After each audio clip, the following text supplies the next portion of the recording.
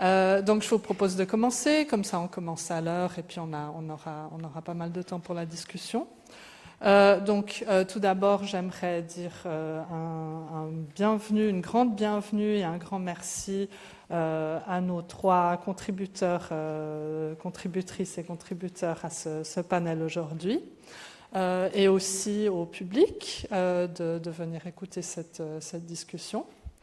Donc la discussion va porter, on a donné comme titre à ce panel le bien-être en éducation et formation revisitée, constellation post-pandémique.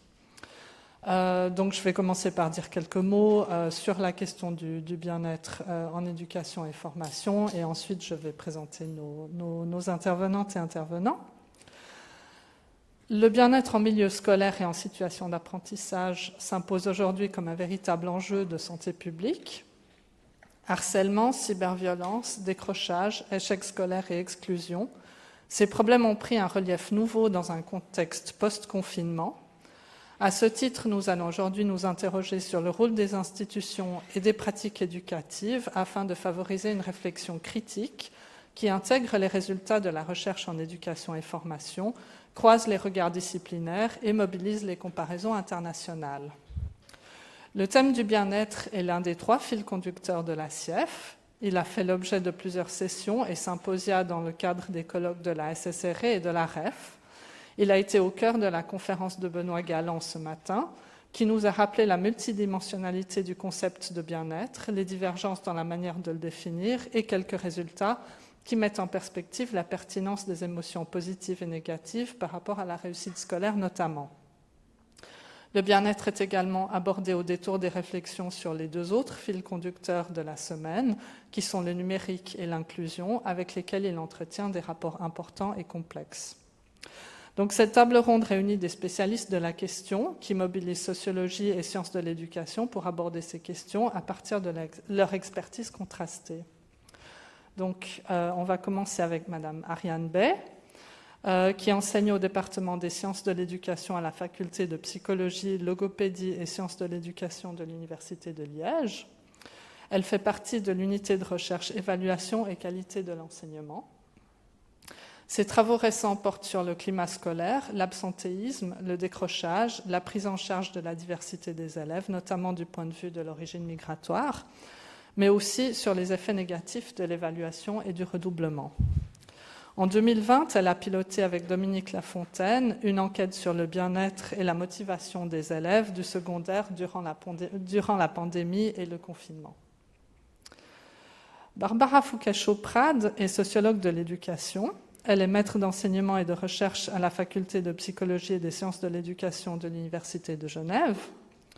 Dans le cadre du groupe Genevois d'analyse des politiques éducatives, elle est responsable de l'unité évaluation des politiques et dispositifs pilotes en éducation, du pôle Cité FAPSE.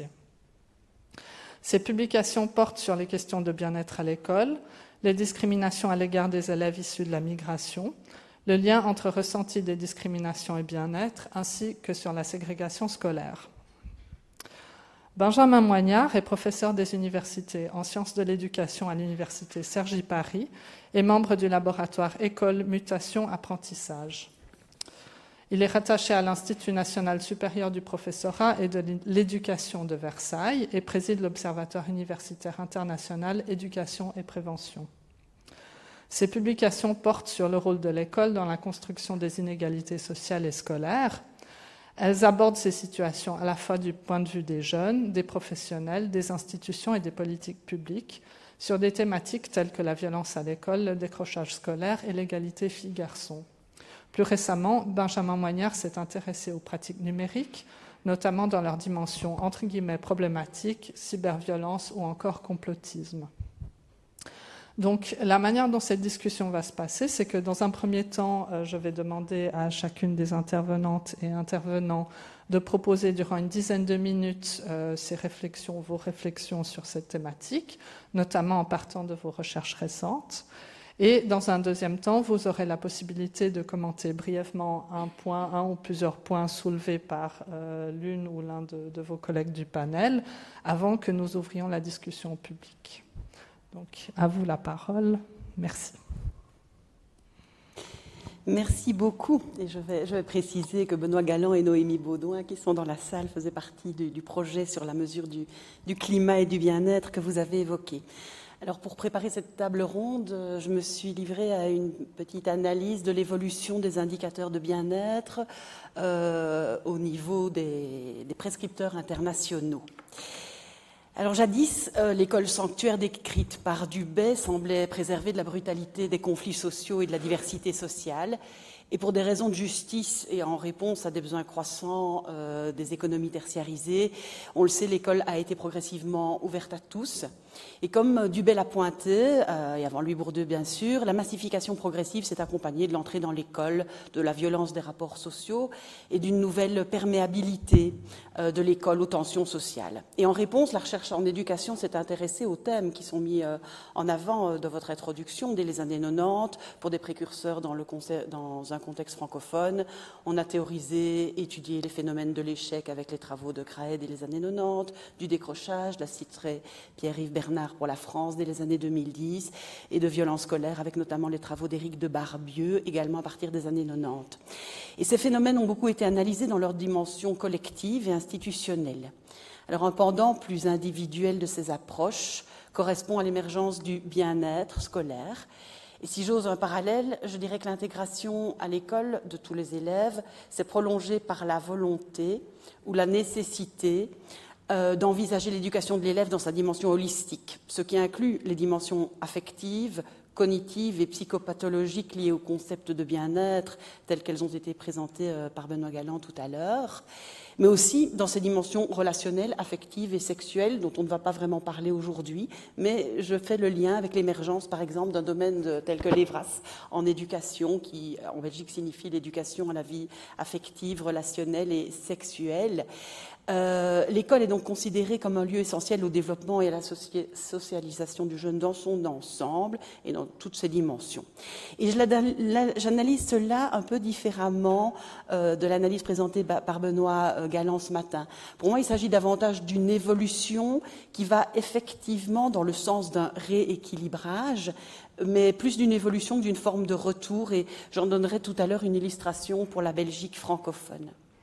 Alors, si la question du bien-être à l'école n'est pas neuve d'un point de vue de la recherche, et ça a abondamment été commenté tout à l'heure, son intégration plus formelle dans les systèmes nationaux et dans les organismes internationaux, qui sont, il faut le voir, de grands prescripteurs directs ou indirects des politiques éducatives, est bien plus récente et, à mon sens, loin d'être aboutie. Selon moi, elle n'est pas une conséquence directe de la crise sanitaire, comme cela pourrait être postulé, mais bien plus le signe d'une évolution sociétale liée à la place et au rôle de l'école dans les pays industrialisés. Et je pense que la crise, si elle a un rôle dans ce mouvement, est peut-être davantage un rôle accélérateur qu'un rôle précurseur. Alors, pour documenter la place politique du bien-être dans nos systèmes éducatifs, je me suis livré une brève analyse de ce que l'on trouve dans quelques organismes internationaux, dont les travaux ont un écho médiatique et politique certain. J'ai choisi le réseau européen Eurydice et les regards de l'éducation de l'OCDE. Il est intéressant de noter que dans ces publications, la question du bien-être a d'abord été traitée au niveau des adultes, plus que celui des élèves. Par exemple, dans le cas d'Eurydice, on trouve un rapport sur les carrières des enseignants, leur développement et leur bien-être en 2018, mais pas de rapport similaire au niveau des élèves.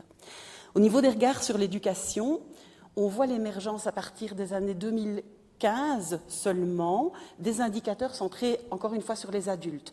On s'intéresse à leur santé en 2014, à leur bien-être physique en 2021, la confiance, la satisfaction par rapport à la vie, la dépression dont on parlait tout à l'heure, les liens sociaux, la conciliation entre vie privée et professionnelle. Autant de dimensions qu'on peut lier à la notion de bien-être, mais qui sont présentées comme des résultats de l'éducation dans un modèle input-output. Il me semble intéressant de pointer ici qu'il y a là le signe que parmi les produits attendus de l'éducation, on s'attend à ce que davantage d'éducation produisent davantage de bien-être physique, psychique, relationnel, social, à côté des bénéfices surtout économiques étudiés jusque-là dans ce type de publication. Et donc j'y vois l'évolution que je pointais au début, avec une vision plus globale et récente des bénéfices de l'éducation. Et c'est particulièrement intéressant quand c'est dans le chef de l'Organisation pour le développement et la coopération économique. Et c'est aussi intéressant, c'est un peu une redite, mais que ce soit envisagé comme un résultat, donc à la sortie des systèmes, davantage de diplômes, davantage d'éducation égale davantage de bien-être, et non pas comme un résultat attendu en interne pour les élèves à l'intérieur de l'école. Je dis ça en termes d'indicateurs qui sont donc le fruit de l'aboutissement d'un processus de décision politique sur ce qu'on va montrer au public. Alors ça ne signifie certainement pas qu'il n'existe rien au niveau des élèves, y compris en termes d'études internationales. Et on dispose d'ailleurs dès 1994 de l'enquête Health Behavior in School Age Children, HBSC, qui utilise des échantillons représentatifs d'élèves. Mais ce qui est intéressant, c'est que cette enquête n'a pas réussi à porter jusqu'au niveau des indicateurs. Alors, cette absence pour moi d'indicateurs liés au bien-être, malgré les ressources existantes, traduit sans doute le fait que dans les années 90, on s'est davantage concentré sur la mesure des acquis des élèves, qui elle aussi était finalement jugée imparfaite. On disposait des enquêtes de l'IEA, mais on voit bien que c'est à ce moment-là qu'on a eu la nécessité de créer PISA et d'avoir des mesures d'acquis à la sortie des scolarités obligatoires. Et je note que pour le premier indicateur que je lis au bien-être des élèves, c'est un indicateur sur le harcèlement en 2020. Et c'est aussi intéressant de pointer que c'est cette dimension du harcèlement qui sort la première et qui est sans doute publiquement et médiatiquement qui fait écho. Et je note ça alors que, dès la première édition de l'enquête PISA 2000, les questionnaires contextuels qui s'intéressaient, qu'on adressait aux élèves, contenaient des éléments qui sont pointés comme favorisant le bien-être, comme les relations enseignants-élèves dont Benoît parlait ce matin, le climat de classe ou encore le sentiment d'appartenance à l'école, mais sans que ces éléments aient fait l'objet d'une conceptualisation théorique cohérente. Et le plus intéressant pour moi, c'est que malgré la montée en puissance de cet intérêt pour ces dimensions du bien-être, il n'y a toujours pas de cadre théorique solide et finalisé associé à cette enquête, à l'enquête PISA. Et c'est d'ailleurs à ce titre très intéressant de noter les contorsions auxquelles doivent se livrer les auteurs de l'OCDE quand ils tentent, avant la pandémie, donc en 2018, à partir de l'enquête PISA 2005, on voit là l'intérêt de produire des indicateurs au niveau du bien-être et au niveau élève grâce à PISA. Et d'ailleurs, donc il y a le volume 3 des résultats de PISA 2015 est entièrement consacré au bien-être des élèves. Ce travaux, je crois, ont eu d'ailleurs un bel écho en France. Mais on constate à sa lecture que les auteurs du rapport doivent composer avec un cadre bien partiel. Et je cite juste un exemple, parce que les auteurs sont assez exhaustifs dans leur définition du bien-être, mais par exemple, ils indiquent la dimension psychologique du bien-être inclut le sens qu'ils donnent à la vie, leur affect, leur force émotionnelle. C'est favorisé par l'estime de soi, la motivation, la résilience, l'efficacité perçue, l'espoir et l'optimisme. Donc, un cadre assez complet. Il est compromis par l'anxiété, le stress, la dépression, la distorsion entre l'image de soi et l'image d'autrui. Mais PISA 2015 ne mesure que certains aspects du bien-être psychologique au travers des déclarations des élèves concernant leur motivation. Et tout est à l'avenant, c'est-à-dire que pour chacune des 4 grandes dimensions du bien-être, social, cognitive et physique, les auteurs doivent se résigner à pointer ce qu'ils ont pu utiliser dans un cadre qui n'avait pas été fait pour ça. Je conclurai brièvement sur l'exemple de la Belgique francophone qui est, à mon sens, illustratif de ce qui est en cours à venir dans nos systèmes éducatifs. Ainsi, dans le cadre de la grande réforme qui nous occupe pour le moment et qui s'appelle le Pacte pour un enseignement d'excellence, parmi les 7 objectifs d'amélioration du système éducatif, on trouve pour la première fois le 7e et dernier objectif qui consiste à accroître les indices du bien-être à l'école et de l'amélioration du climat scolaire. Alors c'est intéressant de noter que cet objectif n'est pas adossé à d'autres, il tient tout seul. Les politiques n'ont pas éprouvé le besoin de devoir justifier ce choix justement en termes d'amélioration des apprentissages, ce qui montre selon moi que finalement la société attend de l'école qu'elle favorise le bien-être des élèves parce que ça fait effectivement partie de ses missions larges. Alors, bonne ou mauvaise nouvelle, les écoles se sont ruées sur cet objectif d'amélioration. Près de 70% des écoles ont indiqué dans leur plans de pilotage, donc les plans d'auto-amélioration qu'elles doivent se fixer pour les années à venir, vouloir travailler sur ces aspects. Alors ça peut être analysé à la fois comme un intérêt majeur et l'importance donnée à ce thème dans notre système éducatif, ou dans une vision moins optimiste, comme un domaine dans lequel on s'engouffre, comme dans une autre mode pédagogique dont on pense qu'elle va régler les problèmes d'apprentissage. Et la conférence de Benoît de ce matin nous a largement montré les écueils d'un tel optimisme.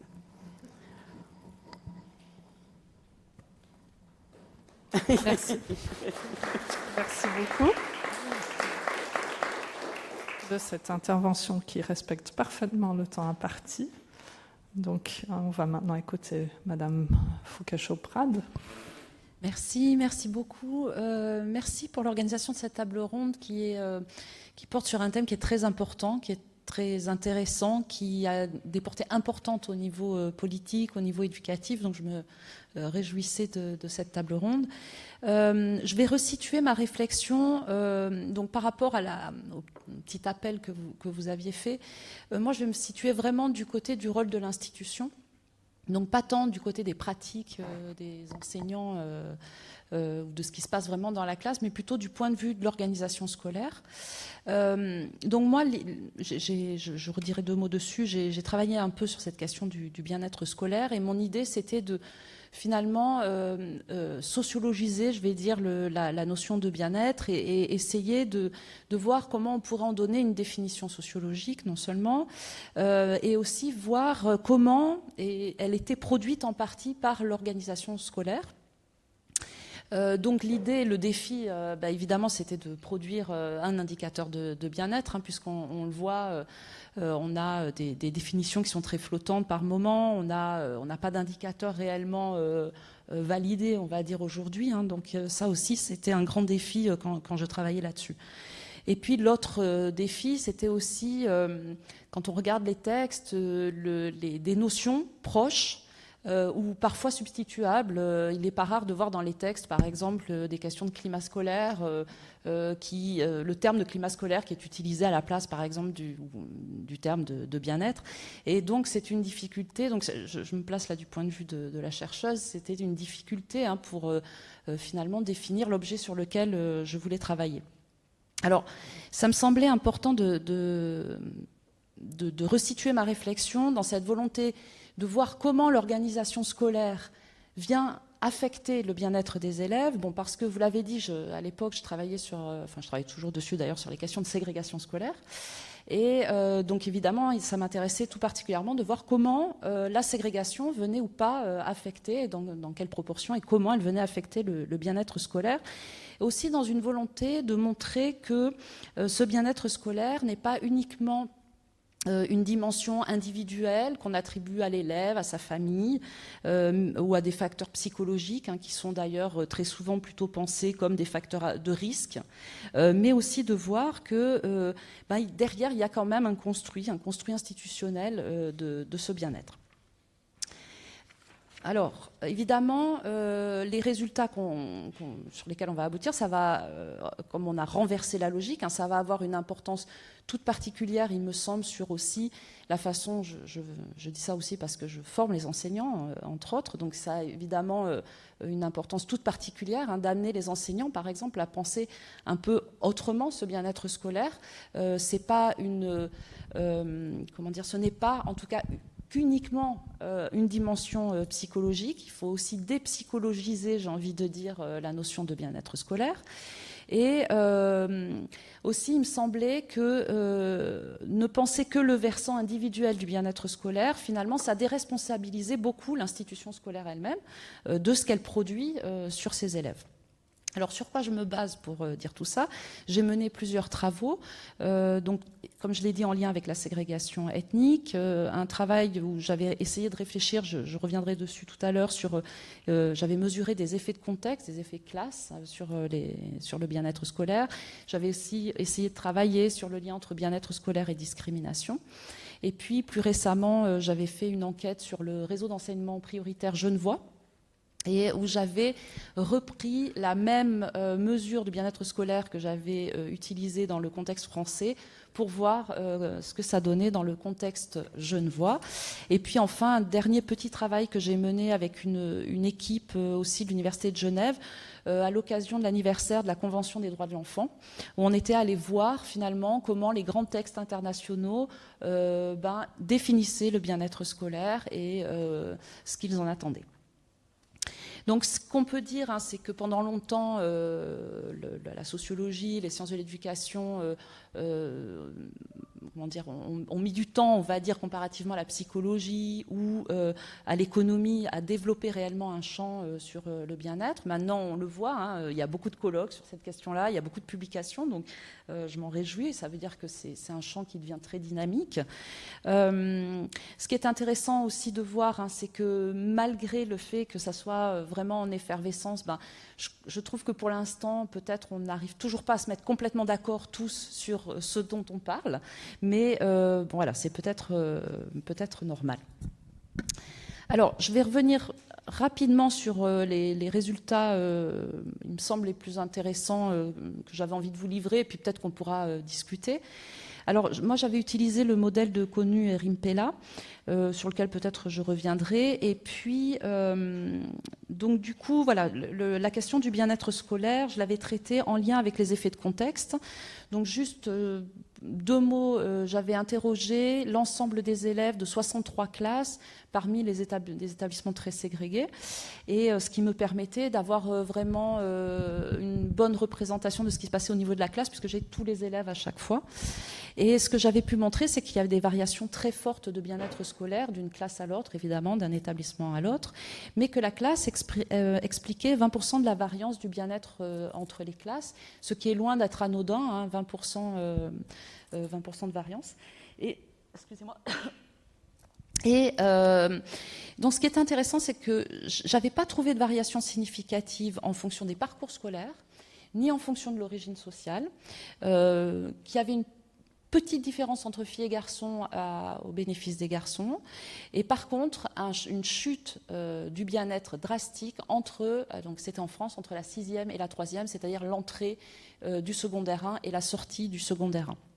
Donc ces premiers résultats m'avaient encouragé pour essayer de continuer à raisonner sur ces effets de contexte. Donc j'avais fait pour ceux à qui ça parle, j'avais fait des analyses multiniveaux, et j'avais entre autres traité de 3 grands contextes, ce qu'on appelle le social mix, le school mix et l'ethnic mix. Et puis comme je travaillais sur la ségrégation ethnique, vous me direz que ça m'arrangeait bien, mais il se trouve que c'est l'ethnic mix qui avait le plus fort effet, et évidemment un effet délétère sur le bien-être scolaire, ce qui signifie en d'autres termes que plus une classe était ségrégée du point de vue ethnique, et moins les élèves se sentaient bien dans leur classe. Donc c'était un résultat intéressant, mais ensuite il y a quelque chose qui m'a au départ un peu embêtée, c'est que par contre quand on regarde, donc je ne vais pas rentrer du tout dans les détails, mais j'utilisais une variable d'ethnicité, on va dire. Rapidement, je comptais les attributs ethniques, si vous voulez, des élèves, et plus les élèves cumulaient des attributs ethniques, meilleur était leur bien-être. Donc j'ai en statistique ce qu'on appelle un effet ciseau, un effet inversé, qui m'a un petit peu embêté au niveau de l'interprétation, mais que finalement, ce que j'ai pu montrer, c'est que finalement cette ethnicité, cette revendication ethnique, elle finissait par protéger finalement les élèves de ces contextes de ségrégation ethnique qui sont finalement très néfastes en termes d'image de soi, mais aussi de bien-être scolaire. Et puis, quand j'ai fait ma recherche sur le REP genevois, donc là, on n'est plus au secondaire 1, on est au niveau du primaire. Je suis pas allée jusqu'au bout des analyses statistiques, donc j'ai pas encore pu faire exactement le pendant pour voir. Mais par contre, les premiers résultats, ce qu'ils m'ont permis de voir, c'est que je confirmais encore les effets délétères de la ségrégation. Et surtout, ce qui était intéressant, c'est que j'avais 3 contextes différents. J'ai des établissements REP, donc réseau d'enseignement prioritaire. J'avais des établissements non REP, mais avec les mêmes caractéristiques sociodémographiques. Et j'avais des établissements non REP favorisés. Et ce qu'on voit, c'est que ce sont les établissements REP. Donc, avec Marion Dutrévis, on travaillait là-dessus. on appelait ça labellisés. Donc ces établissements-là dans lesquels réellement les niveaux de bien-être étaient les plus bas. Donc voilà, j'ai brossé très rapidement un ensemble de résultats. Ça me semble important de continuer à produire des recherches sur ces questions-là. Donc je l'ai dit tout à l'heure, hein, non seulement pour en partie dépsychologiser le bien-être. Alors non pas que je sois du tout contre la psychologie, c'est pas du tout mon propos, mais c'est de dire, de comprendre, y compris dans la formation des enseignants et des cadres scolaires, que ce bien-être, il dépend aussi très fortement de choix que l'on va faire au sein de son établissement, comme par exemple comment on va constituer les classes. Et quand on fait du terrain, on voit que certains établissements ont des stratégies de construction de classes dans lesquelles on va mettre tous les élèves en difficulté ou tous les élèves qui arrivent de tel environnement urbain. Et on voit que ces stratégies-là sont extrêmement néfastes. Alors on le savait en termes de climat scolaire, de climat de classe, mais on le sait aussi maintenant en termes de bien-être scolaire. Et donc voilà, ça en appelle à essayer d'être vigilant sur ces questions-là. Voilà, merci beaucoup.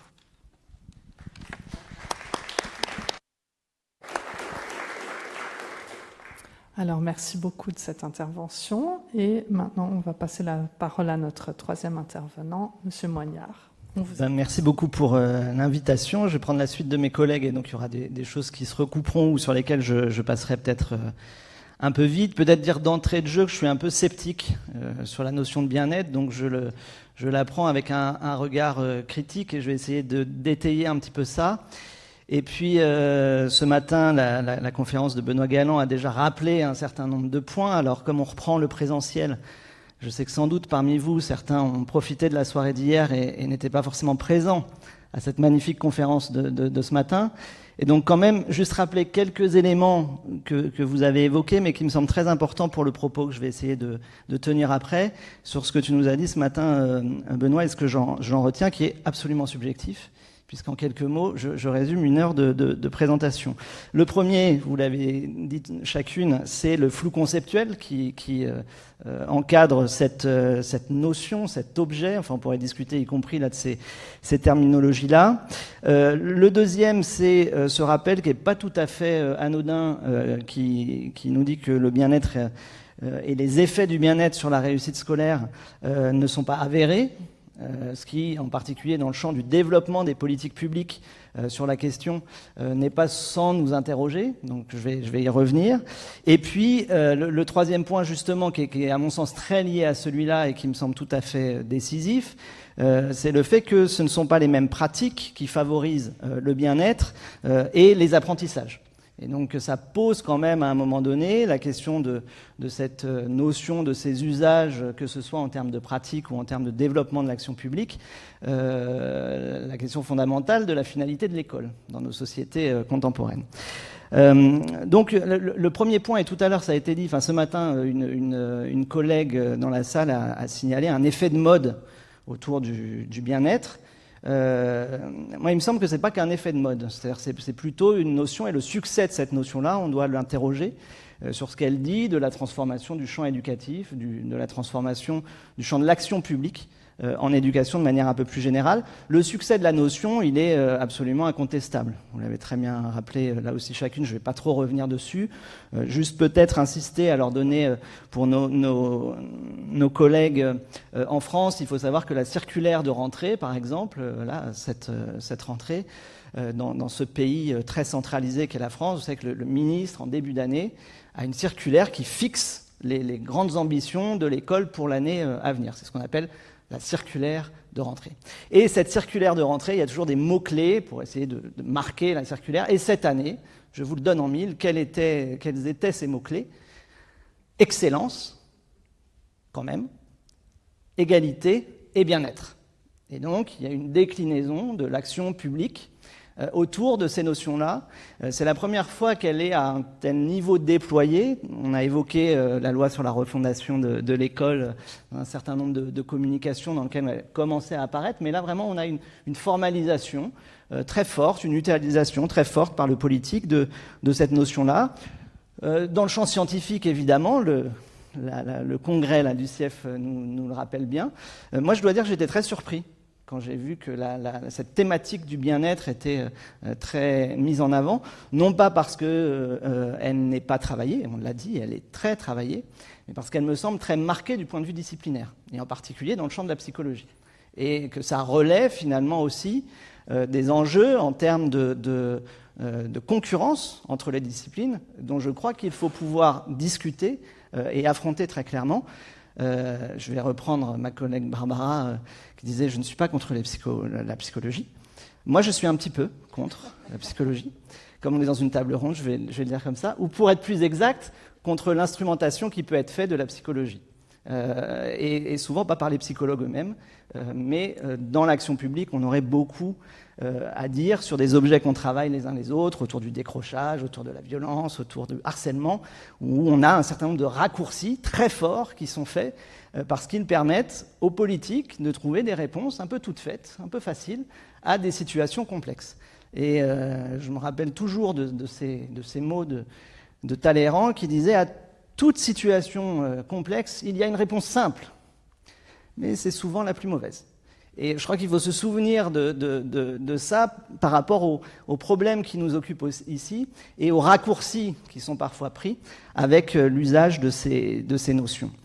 Là où je disais tout à l'heure que j'étais sceptique, c'est en particulier parce que je me demande si l'usage de cette notion, en particulier sur son versant cognitif, alors je le prendrai vraiment là-dessus, et la manière avec laquelle il est interprété dans les politiques d'action publique autour du bien-être, c'est quand même beaucoup là-dessus, plus que sur des registres de climat scolaire qui vont intégrer le bien-être comme composante parmi d'autres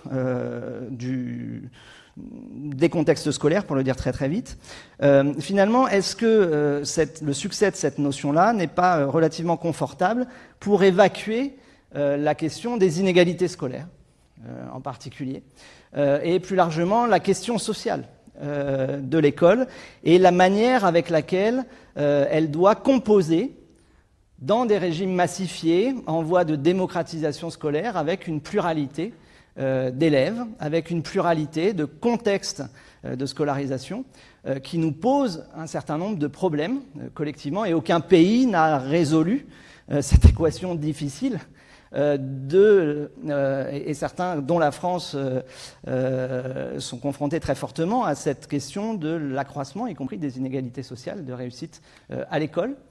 Et cette question du bien-être, finalement, repositionne les objets et les questions, non plus en termes de problèmes sociaux, mais bien en termes de problèmes individuels, bien souvent. Et je crois que cette tension-là, alors qui n'est pas du tout nouvelle, doit nous interroger dans la manière avec laquelle on peut observer une certaine forme d'instrumentalisation du bien-être. On pourra dire, oui, mais c'est pas parce qu'on travaille sur le bien-être qu'on n'est pas sensible aux inégalités sociales de réussite à l'école. Oui, mais sauf que dans les politiques publiques et dans l'observation qu'on fait des politiques publiques, force est de constater que l'action par le bien-être donne une réponse plus satisfaisante pour le politique que celle de la lutte contre les inégalités, qui est beaucoup plus difficile à décliner en termes d'action publique. Donc là-dessus, on a vraiment des registres d'intervention qui peut-être doivent nous interpeller, qui peut-être doivent nous permettre de reconfigurer aussi ou d'interroger dans la continuité, par exemple, de travaux. Je pense à mes collègues d'ESCOL qui ont beaucoup travaillé sur les modes d'entrée dans les apprentissages, le rapport au savoir des élèves de milieux populaires en particulier, cette difficulté à rentrer dans les apprentissages et à réussir à l'école, et sans doute, à mon sens, beaucoup plus sensible que le fait de savoir si les élèves sont ou se sentent bien ou non à l'école, d'autant plus que les travaux qui, eux, s'intéressent à la question nous montrent que le bien-être n'agit pas sur les apprentissages. En d'autres termes, est-ce que le bien-être ne devient pas la finalité de l'école, auquel cas c'est un vrai problème du point de vue démocratique et du point de vue de la lutte contre les inégalités scolaires? Et comment est-ce qu'on compose avec ce qui déborde largement du cadre de l'école, à savoir des sociétés très singularisées, dans lesquelles ces questions de bonheur individuel, de bien-être, de développement personnel prennent de plus en plus de place. Et je vous invite en particulier à consulter l'ouvrage, par exemple, d'Eva Illouz là-dessus, qui est très clair, qui s'appelle « Happycratie » et qui rappelle comment les sociétés démocratiques contemporaines, aujourd'hui, sont très prises par ces injonctions à la performance individuelle plutôt qu'à la résolution des enjeux collectifs que pose la question des inégalités. Juste en 2 mots, parce que sinon je vais dépasser le temps, rappeler aussi qu'on a beaucoup parlé de la question du point de vue des élèves. Il y a un certain nombre de communications dans le Congrès qui se sont intéressées à ce que vivent les professeurs ou d'autres professionnels de l'éducation sur ces questions. Et tu l'as rappelé aussi ce matin, c'est un champ qui commence à se déployer. Moi, il me semble que ce sujet est un sujet très important à traiter, non pas sous l'angle du bien-être, mais sous l'angle de la manière avec laquelle on interroge les conditions d'exercice du métier d'enseignant, la manière avec laquelle ceux qui sont au front de l'école vivent et perçoivent l'organisation scolaire. Et on sortira, et n'y voyez pas un effet d'annonce malvenu, je l'aurais dit même dans un autre temps, malgré tout, le 11 octobre, avec Éric de Barbieux, une enquête de climat scolaire auprès de personnel en France, sur un échantillon de 9000 personnels, une enquête qu'on a dupliquée entre 2012 et 2022, et qui nous montre de manière extrêmement significative une détérioration très forte du point de vue des enseignants en particulier, mais aussi du point de vue des directions scolaires, et ça c'est peut-être quelque chose de relativement neuf et de relativement nouveau, une perception extrêmement négative de l'organisation scolaire et des modalités à partir desquelles se construisent les conditions d'exercice du métier. On a déjà une sociologie là-dessus qui s'est intéressée, si je paraphrase Anne Barrère qui parle de malaise enseignant, ou Françoise Lantôme qui déjà maintenant il y a près de 15 ans parlait des souffrances enseignantes. On a sur ce sujet-là quelque chose qui est plutôt à bas bruit, un bruit de fond, mais qui pose des questions extrêmement vives du point de vue de la manière avec laquelle on pense et on interroge l'évolution des contextes éducatifs, au premier rang desquels sont concernés les enseignants, et donc évidemment derrière les élèves et leur réussite éventuelle à l'école et ce que l'école leur fait. Je dois en rester là, et merci pour votre attention et de ces compléments avec mes chers collègues.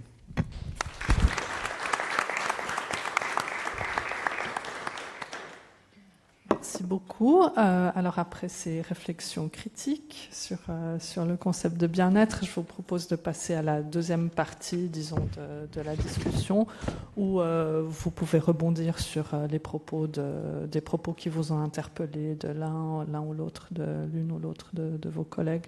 Je ne sais pas qui a envie de commencer. Rebondir. Oui. Je partage ta position par rapport au bien-être, mais en fait, je la partage qu'à moitié. On va dire que je distinguerai vraiment ce qui est de l'ordre d'une volonté d'un certain nombre de chercheurs de vouloir investiguer ce concept et pourquoi ils ne le feraient pas.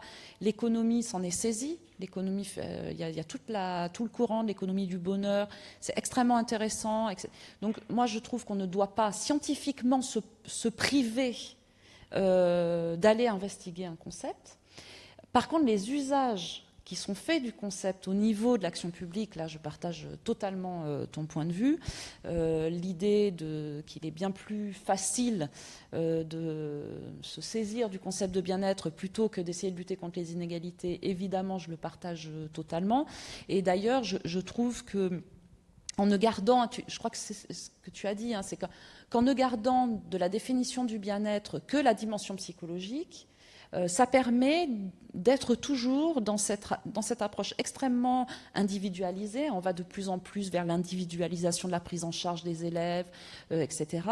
Et que ça a quand même pour effet une attribution des difficultés scolaires des élèves, etc., qui est fortement individualisée, qui est plus ressaisie dans sa complexité sociale, dans tout ce qu'on connaît hein, de l'école. Et je ferai le parallèle un peu avec la question de la ségrégation.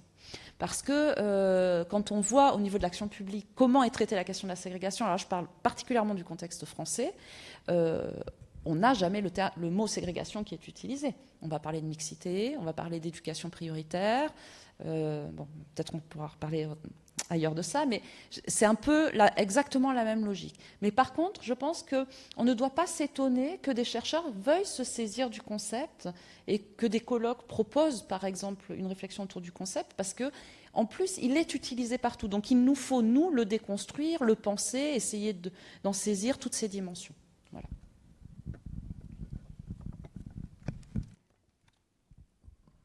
Merci. Est-ce que l'un ou l'une d'autres d'entre vous aimerait prendre la parole sur un point qui a été soulevé? Ça fait écho, mais c'est une analyse moins politique aussi, et finalement sur l'absentéisme et pas le bien-être. Mais je pointais dans vos présentations votre intérêt pour les questions de ségrégation et d'inégalité, qui sont aussi mes premiers amours, et des résultats similaires. On avait trouvé avec mon collègue Christian Monseur quand on s'intéressait à l'absentéisme. Alors je ne dis pas qu'un élève qui s'absente de l'école est nécessairement en mal-être par rapport à l'école. Mais ce qui était intéressant à voir, c'est qu'effectivement, les effets de contexte systémique avaient un impact sur l'absentéisme. Donc la ségrégation sociale, effectivement, avait un impact sur ce type de résultats de l'éducation. Et puis, dans tous les pays de l'OCDE, et ça, c'était frappant, quand on contrôlait dans une analyse multiniveau, multivariée, où notamment le harcèlement, etc., était pris en compte, c'est finalement la dimension de sentiment d'injustice de la part des enseignants qui ressortait partout comme un prédicteur de l'absentéisme. Et donc là, ça fait juste écho à quelque chose que Benoît a bien pointé ce matin comme très important, et voilà, et aux effets qu'il faut continuer à analyser de ségrégation et de relation enseignant-élève. Mais voilà, je sors un peu du cadre politique plus élevé que vous aviez amené.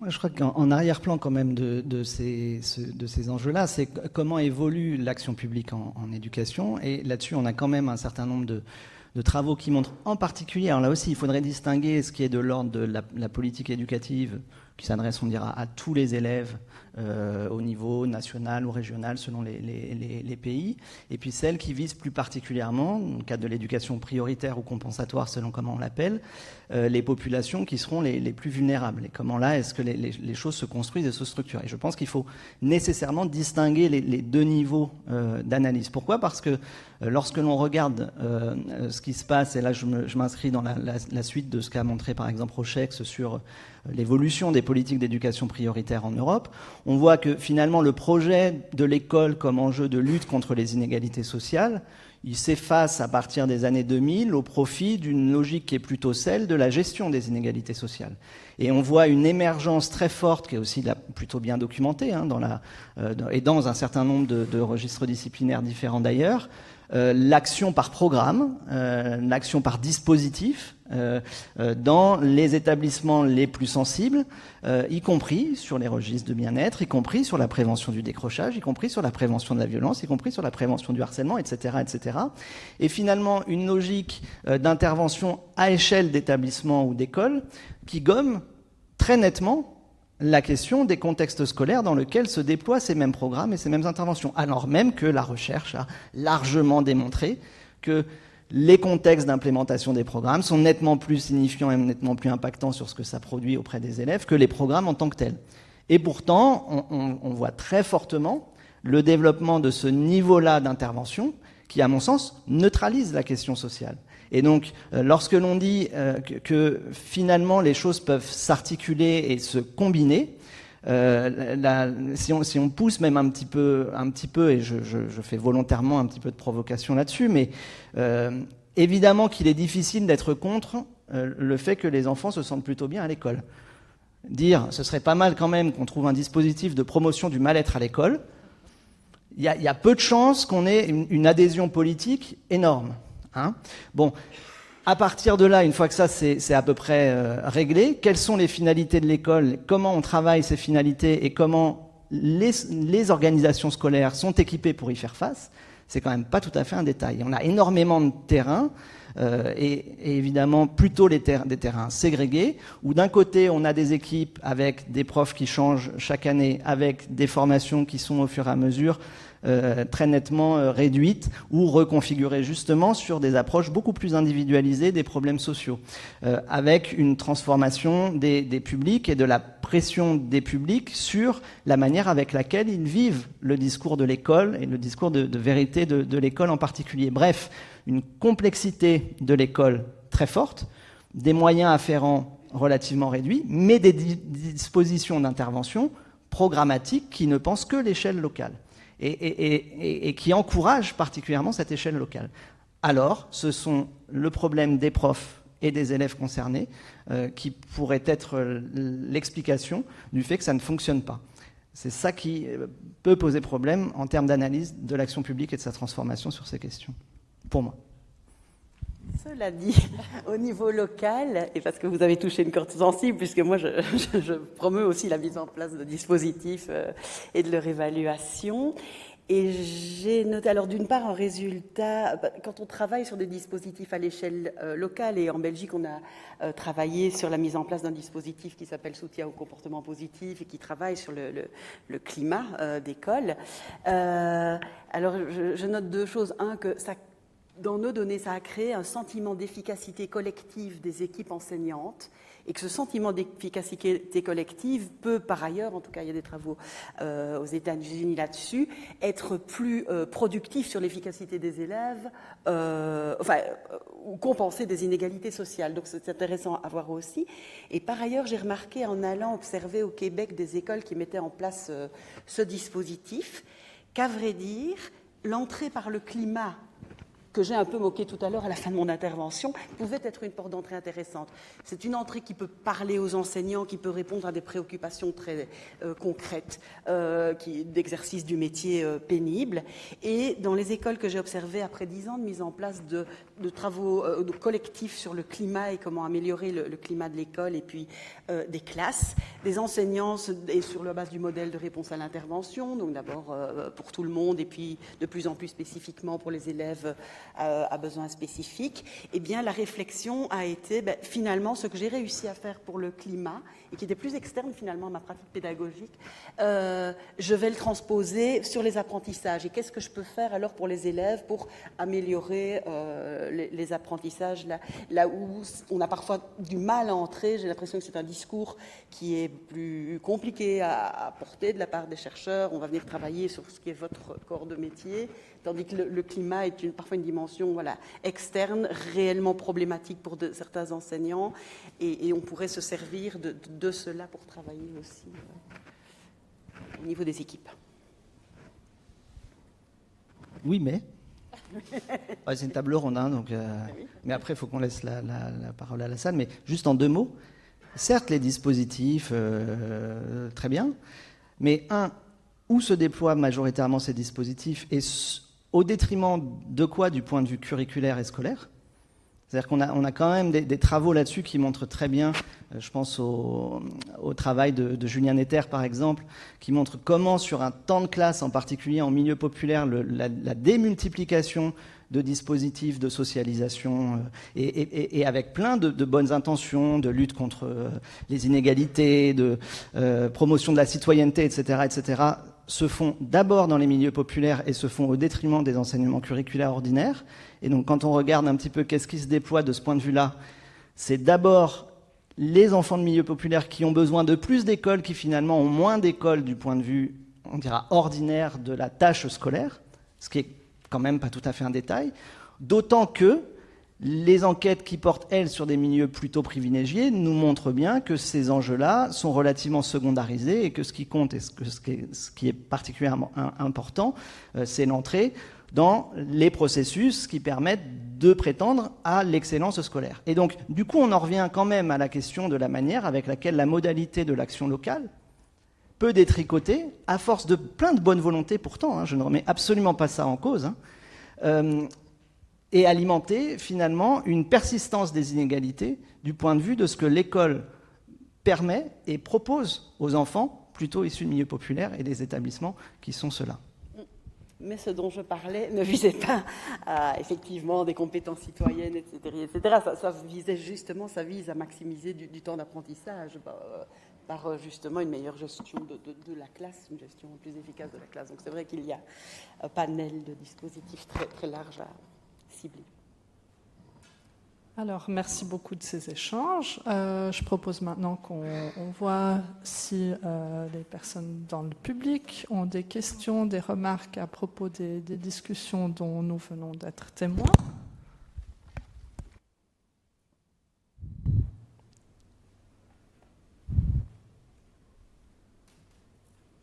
Oui, il y a une question là-bas. Oui, attendez juste que le micro arrive, ce sera mieux. Voilà. Merci. Alors, j'avais deux questions. Une première question, on a parlé d'action publique. J'aurais voulu savoir si dans vos recherches respectives, vous avez aussi pu regarder l'action dans les éducations privées, et si, voilà, qu'est-ce que nous en dit sur la question du bien-être, de ce qui est recherché ou qui manque à certains contextes de l'action publique. Et deuxièmement, quand vous parlez tout à l'heure de la définition sociologique de bien-être, et de la méthodologie en fait qui vous permet en fait de redéfinir de manière sociologique, de se rapproprier sociologiquement de la question, j'aurais voulu en savoir un peu plus en fait sur cela. Et sur les résultats, vous avez parlé tout à l'heure de ce que moi j'ai perçu comme un paradoxe, c'est-à-dire que là où les milieux scolaires sont les plus ségrégés, c'est là où il y a le moins de bien-être, au fond. Mais vous avez dit aussi qu'en même temps, certains élèves dont les attributs ethniques ou d'ethnicité étaient les plus marqués, pouvaient aussi mobiliser cela comme moyen de s'épanouir davantage. Moi, je l'ai perçu comme un paradoxe, ou peut-être j'ai mal compris. Je commence juste sur la première, j'ai rien à dire, donc je dis rien. Mais je t'ai vu noter, donc tu as sûrement des choses à dire. Sur la deuxième, oui, en effet. Bon, je ne vais pas rentrer dans les détails parce qu'il faudrait que je vous montre des statistiques. En fait, c'est des modèles multiniveaux, donc comment dire, on maintient stable un certain. On regarde vraiment l'effet d'une seule variable qui bouge. Donc effectivement, vous avez tout à fait résumé ce que j'ai dit, hein, et c'est effectivement un paradoxe. Bon, après, quand on va un peu plus loin dans les analyses, ce que j'ai pu montrer, effectivement, c'est que finalement, si ces élèves qui avaient les scores ethniques les plus hauts n'étaient pas dans des classes, par ailleurs, les plus ségrégées, hein, ben, en fait, ils auraient aussi c'est une façon de le dire, hein, des taux de bien-être plus élevés. Mais ce que ça montre surtout, il me semble, c'est qu'en fait, mais bon, c'était aussi le cœur de ma recherche, hein, d'essayer de creuser ça. Et ce que j'ai pu montrer, c'est que finalement, toutes ces revendications ethniques, qui en plus dans un contexte français, à l'époque, quand j'avais fait cette recherche qui date maintenant, où l'ethnicité, les revendications ethniques étaient extrêmement mal vues, extrêmement mal vécues dans les établissements scolaires, particulièrement dans ceux dans lesquels je me suis rendue. Juste entre parenthèses, ces choses ont l'air de bouger pas mal. J'ai vu quelques recherches récemment sur les enseignants, la façon dont les enseignants aujourd'hui appréhendent les questions ethniques. Ça a quand même beaucoup bougé apparemment en France. Bref, tout ça pour dire qu'en fait, ces revendications ethniques, en fait, elles ont aussi pour fonction de protéger l'identité des élèves qui en font usage. Ce n'est pas que, c'est-à-dire qu'à l'époque, on entendait beaucoup que c'était de l'entre-soi, du communautarisme, etc., des enfants, des élèves qui veulent pas se mélanger, je ne sais quoi. Et en fait, là, ce qu'on arrive à montrer, c'est qu'au contraire, finalement, hein, le fait de se sentir... Alors en plus, c'est des contextes dans lesquels ces minorités-là sont majoritaires d'un point de vue numérique, hein, mais minoritaires d'un point de vue symbolique. Et du coup, il y a tout un processus qui se joue là-dessus dans ces établissements-là. Mais je pense que ce qu'on doit surtout retenir aujourd'hui, parce que je ne pouvais pas ne pas vous donner le deuxième résultat parce qu'ils vont ensemble, c'était dans les mêmes modèles d'analyse, mais je crois que l'information aujourd'hui centrale, c'était plutôt de dire que plus on est dans des établissements, et des classes surtout, hein, c'est le niveau classe qui est intéressant, plus on est dans des classes ségrégées et moins les niveaux de bien-être sont élevés. Voilà, c'était surtout l'information que je voulais faire passer. Peut-être en deux mots sur ce que tu évoques autour des milieux, alors le privé ou plus privilégié. Alors nous on a quelques enquêtes, on a un échantillon assez conséquent autour du climat scolaire dans l'enseignement privé catholique. La difficulté, c'est que l'enseignement privé catholique, c'est pas que de l'enseignement privé favorisé. C'est-à-dire que la distinction privé-public, elle n'est pas forcément très opérante et il faut être beaucoup plus prudent là-dessus. Par contre, si on reprend et qu'on resegmente vraiment sur des établissements favorisés issus du privé, en gros, on a une doxa du bien-être qui est relativement peu utilisée et relativement peu mobilisée. parce qu'elle est mise en concurrence avec une autre doxa qui est celle de la performance scolaire. Et que clairement, la scolarisation des enfants qui est visée et les raisons de scolarisation sont celles-ci. Peut-être un deuxième point par rapport à ça, c'est qu'à l'échelle internationale, en revanche, on a des premiers travaux là, qui sont en train d'émerger et qui montrent comment, par exemple, à partir de l'exemple des établissements et des lycées français à l'étranger, cette thématique-là monte fortement, y compris parce que dans le champ anglo-saxon, la mise en avant du well-being est devenue un argument marketing important, voire significatif, y compris avec des glissements sur ces enjeux de scolarisation et de performance scolaire, même si, en général, elle est à peu près résolue, la question de la performance scolaire. C'est-à-dire qu'on a très peu d'élèves en échec dans ces établissements d'élite internationaux. Et donc la distinction des uns par rapport aux autres ne se fait plus seulement sur le critère scolaire qui est à peu près partagé par toutes et tous, mais plutôt sur celui d'éléments marketing différenciateurs, dont le bien-être. D'où, et je termine là-dessus, une commande toute récente que nous a fait le ministère pour essayer de réfléchir à une spécificité du bien-être français pour se distinguer du well-being anglais du point de vue international. Donc on a dit que ça va être compliqué de travailler pour ça, parce qu'on est un peu sceptique sur la notion, mais en tout cas, vous voyez que cette commande, ça date d'il y a un mois. Cette commande, elle dit des choses déjà, c'est un peu anecdotique, je m'excuse pour l'anecdote, mais juste, je crois que ça illustre quand même une dynamique qui peut nous interpeller par rapport à ta question. Merci beaucoup. Est-ce qu'on a une autre question ? Oui. Oui, merci beaucoup. C'était pour revenir sur l'individualisation des parcours des élèves et la notion de bien-être comme symbolisant en fait cette individualisation croissante de l'éducation dans les sociétés modernes. Donc, si je résume, je ne sais pas si vous êtes d'accord avec, si c'est bien la teneur du propos, mais je voulais revenir là-dessus sur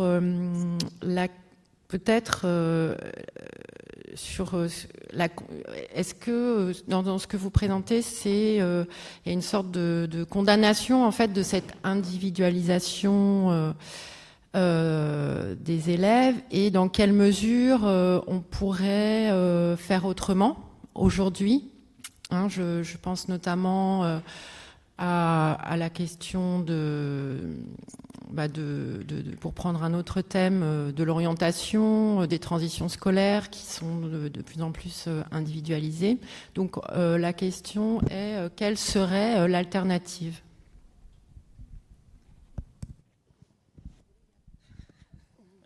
J'ai dit en off, est-ce que je peux dire du mal des psychologues ?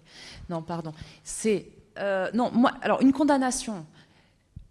Non, moi, ce que j'ai voulu dire, c'est que l'individualisation, c'est-à-dire la prise en compte toujours plus fine et plus spécifique des besoins des élèves, n'est pas en soi un mal. Même, c'est bien l'inverse. À mon avis, c'est plutôt un synonyme d'une possibilité, d'une voie de démocratisation pour de vrai, cette fois, de l'école. Donc, c'est pas du tout ça. Mais par contre, on voit bien... Alors, moi, je suis pas du tout spécialiste de ce champ-là, et je pense que dans la salle, il y a des personnes qui sont bien plus spécialistes que moi, mais je pense à l'école inclusive. On voit bien qu'il y a une tension dans l'école inclusive entre la volonté de vouloir inclure tous les élèves, et donc une nécessité d'aller chercher tous les besoins très spécifiques de chacun des élèves, et en même temps de trop les forcer, au risque de ne plus pouvoir les inclure. Parce qu'on voit bien les réticences d'un certain nombre, là je parle pour les terrains genevois que je connais plus, les réticences d'un certain nombre d'enseignants qui disent non mais attendez, moi j'ai déjà 3 allophones, 4 je sais pas quoi, 5... Et donc plus on va vers l'individualisation, plus on s'éloigne de cette idée aussi qu'il y a quand même quelque chose il y a quand même une classe à la fin, il y a quand même des élèves qui sont dans une classe.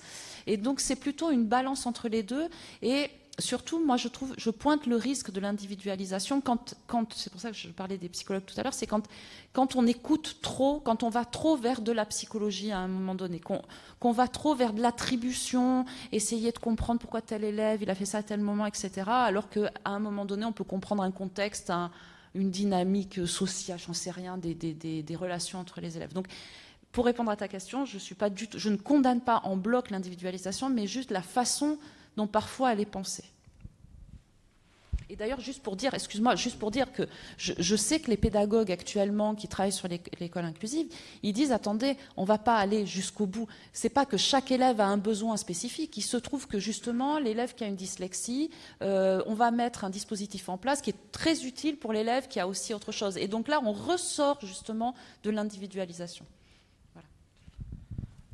Sans doute que l'un des enjeux, c'est comment est-ce qu'on sort d'une forme d'ambiguïté entre le fait de considérer qu'il est nécessaire de prendre en compte les singularités, je vais le dire comme ça, des élèves dans une institution scolaire qui est malgré tout une institution collective avec des fins de socialisation partagées, etc. Donc comment est-ce qu'on reconnaît cette singularité des élèves sans la confondre avec le fait qu'on réduise l'école à une forme de préceptorat généralisé et à une déclinaison de l'école vers une forme de préceptorat généralisé.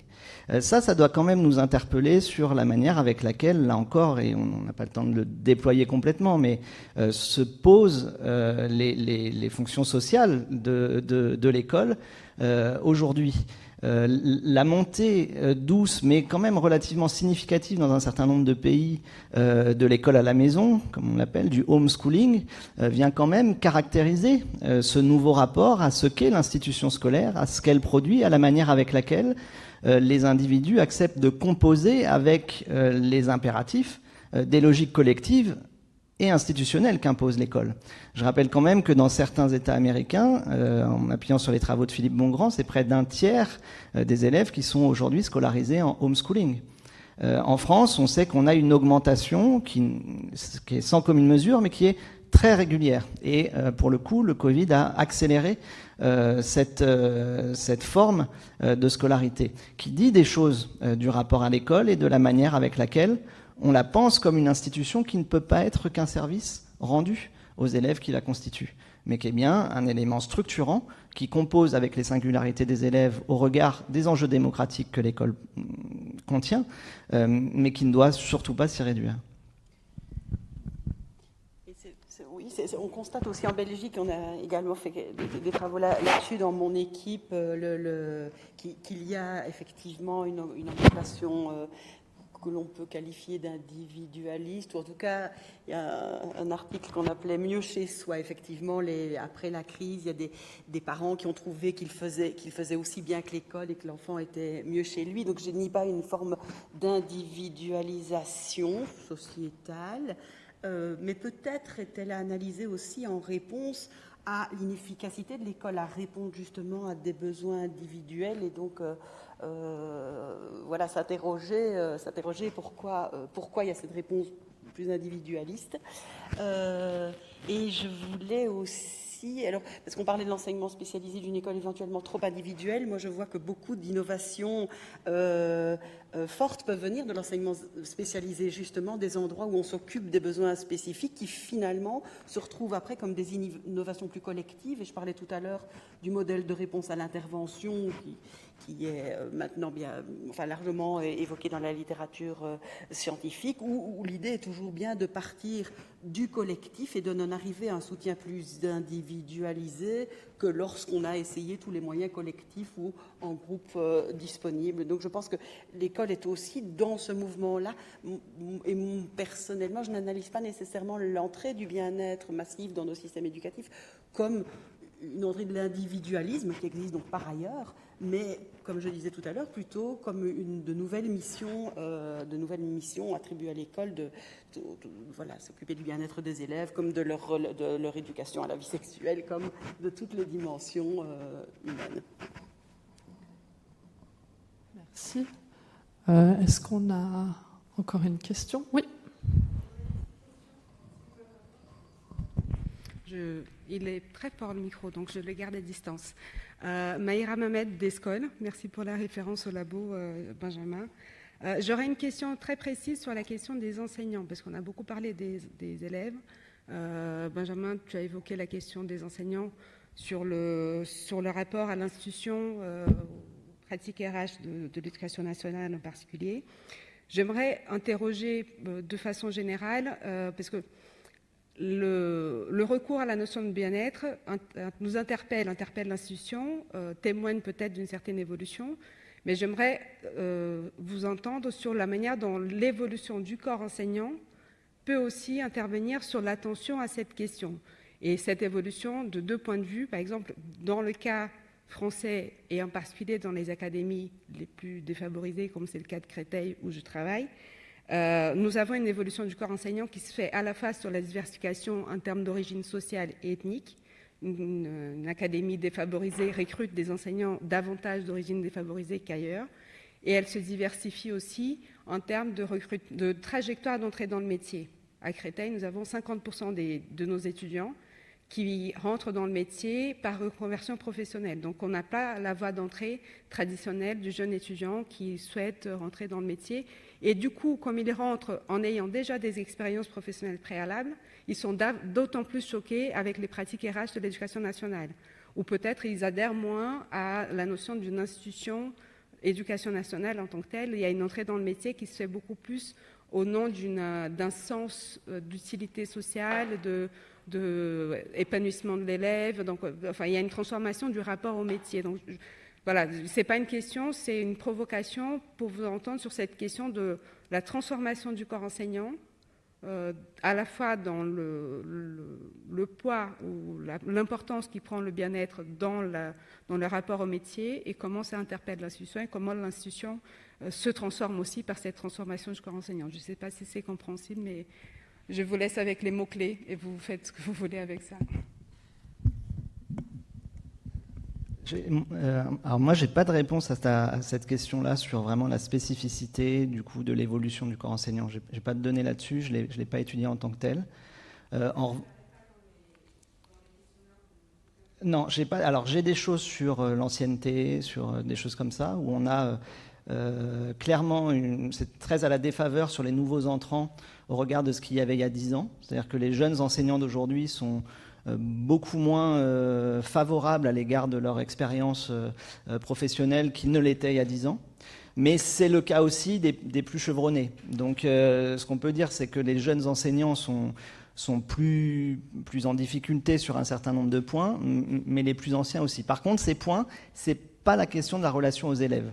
Et ça, c'est quelque chose de très intéressant, c'est que quand on les interroge sur la manière avec laquelle ils sont confrontés à des difficultés en classe, que ce soit sur des situations d'apprentissage ou plutôt des situations de maîtrise de la classe, etc., c'est pas ça qui pose problème. Ce qui pose problème, c'est la relation entre les adultes, c'est la relation à la hiérarchie, c'est la relation à l'institution, où là, on a des évolutions négatives de près de 10 points, voire 15 points, comparativement à ce qu'on avait il y a 10 ans. Ce qui est de toute manière quelque chose qui a été identifié depuis un long moment, et on est nombreux à avoir déjà alerté sur ces points-là. Et il y a une formule qui, je trouve, est assez révélatrice. C'est l'ancienne médiatrice de l'éducation nationale. Donc la médiatrice de l'éducation nationale, en France, comme dans l'éducation nationale, on est très gros. On a inventé des postes qui sont censés faire un peu tampon entre le terrain, l'institution, sa représentation politique. Et donc un de ces postes, c'est celui de médiatrice de l'éducation nationale, qui a une parole relativement libre dans une institution particulièrement verrouillée et centralisée. Et elle avait cette expression, et elle disait, le problème de l'éducation nationale n'est pas un problème de ressources humaines, c'est un problème de gestion humaine de ces ressources. Et elle était sans doute assez dans le vrai dans la constitution, et ce qui apparaît beaucoup dans l'enquête là qu'on va publier, dans la lecture très descendante de l'éducation nationale, dans l'organisation très pyramidale, dans l'opérationnalisation des enseignants, y compris d'ailleurs en développant des programmes d'intervention tout près, en niant une certaine forme, dans un certain sens, l'autonomie pédagogique des enseignants. On voit que ça développe un sentiment très fort fort de tension à l'égard de l'institution, que ce soit au niveau des écoles ou des établissements à l'égard des directions, ou bien à l'égard de l'institution de manière plus générale. C'est des choses qui ont été aussi travaillées dans d'autres pays. La France, c'est plus amorcé qu'ailleurs, même si on sait qu'on a un sentiment de malaise qui est assez largement partagé. Il y a pas mal d'études là-dessus internationales qui s'y sont penchées. Merci. Est-ce qu'il y a peut-être...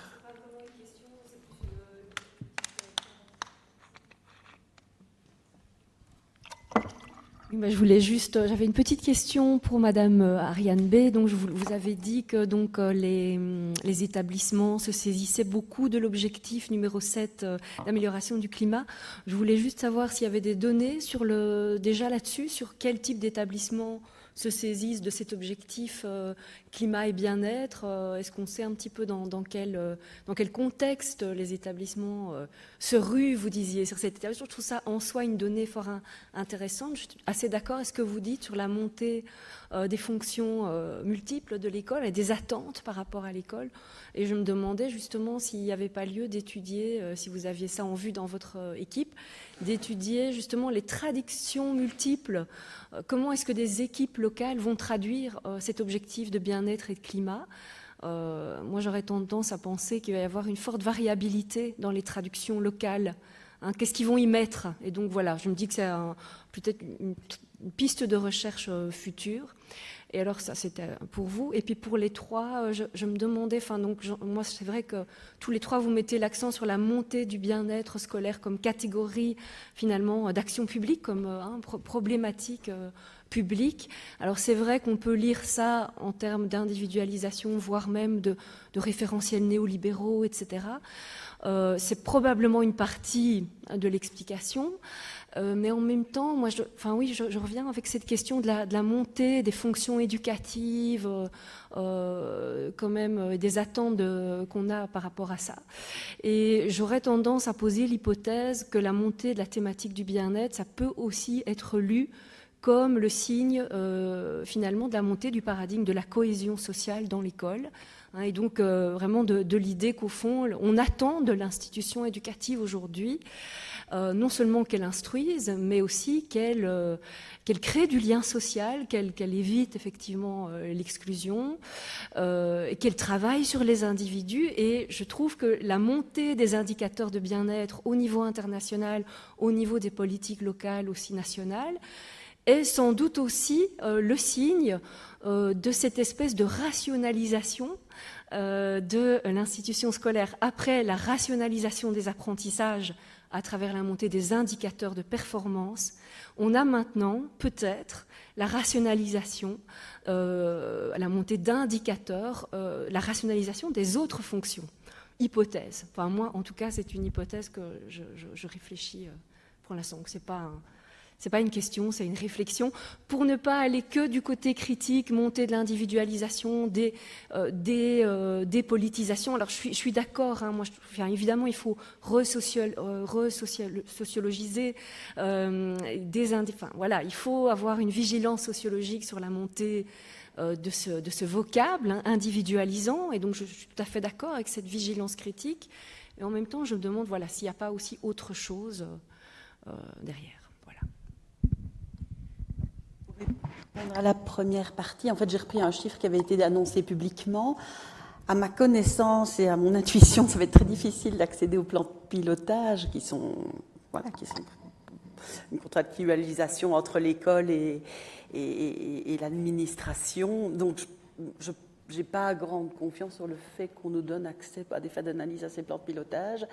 Et alors, je ferai une hypothèse plutôt pessimiste pour le moment sur la manière dont ça va être utilisé. C'est vrai que je l'ai vraiment lu, et avec la perception de bouteille à moitié vide sans doute, comme la façon peut-être la plus simple qu'on avait de peut-être se débarrasser de ces foutus plans de pilotage où il fallait établir des objectifs.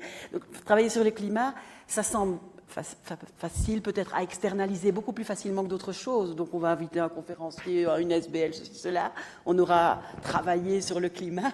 Et or, c'est justement, en fait, précisément très difficile de travailler de manière collective sur le climat. Je l'ai vu avec le projet qu'on a mis en place. C'est très engageant, mobilisant pour les équipes, si c'est bien compris et de manière justement totale au niveau de l'école. Et je crains que ce ne soit pas ça qui se passe nécessairement. Mais vous avez raison, ce serait magnifique de pouvoir avoir ces données et de les analyser.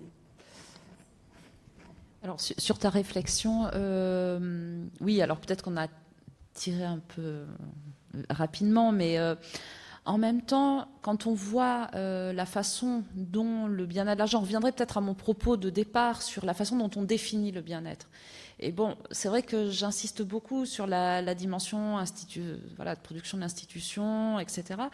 Et en fait, quand on regarde même le petit travail qu'on avait fait sur l'analyse de la Convention des droits de l'enfant, puis on avait analysé d'autres textes internationaux, les définitions qui sont prises du bien-être ne sont que très rarement, ou n'intègrent que très rarement des dimensions institutionnelles, etc. Et quand même, c'est pas un très bon signe si on se dit que la montée du bien-être est un indicateur d'une volonté d'aller vers plus de cohésion sociale, etc., c'est pas un très bon indicateur si on voit que, de toute façon, a priori, la notion de bien-être, elle est traitée que dans son versant individuel. Et puis, je reviendrai sur ce que tu disais. De toute façon, au-delà de ça, ce qui va être important, c'est de voir comment on se rend saisi sur le terrain.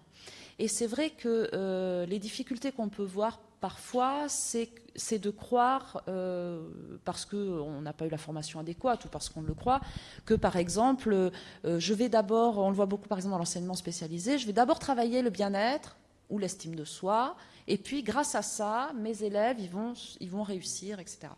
Et voilà, et ça, c'est quand même des risques. Plus on va être sur ce type de définition du bien-être, et plus c'est des risques que c'est ce qui se passe sur le terrain. Donc voilà, je veux bien ne pas être complètement critique, mais voilà.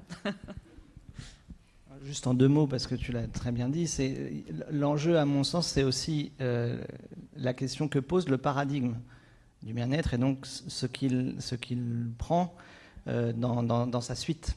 La rationalisation, on dira, équilibrée, il me semble, et en tout cas les productions, je pense aux travaux de Denis Meuret sur ce genre de choses, montre qu'elle est rarement équilibrée. C'est-à-dire qu'on a quand même des luttes d'influence, de pouvoir qui sont ancrées politiquement, avec des légitimités politiques parfaitement référées, mais qui finalement qui ne permettent pas une articulation saine et sereine de tout ça. L'école et ce qu'elle produit, c'est éminemment politique, et la manière avec laquelle peuvent être promus ou au contraire neutralisés un certain nombre des objectifs de l'école va participer de ce discours public-là.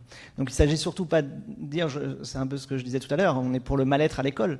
Le fait qu'on se préoccupe de la manière avec laquelle les individus vivent correctement et sont reconnus dans les institutions telles que celle-ci, c'est tout à fait décisif.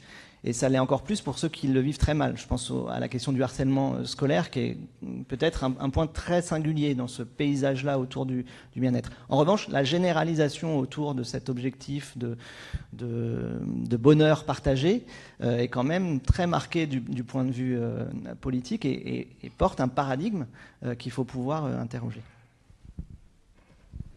Merci beaucoup. Alors, je pense qu'on va arrêter les débats collectifs ici, en sachant qu'on peut tout à fait poursuivre cette conversation de façon en plus petit comité, par exemple, autour d'un repas.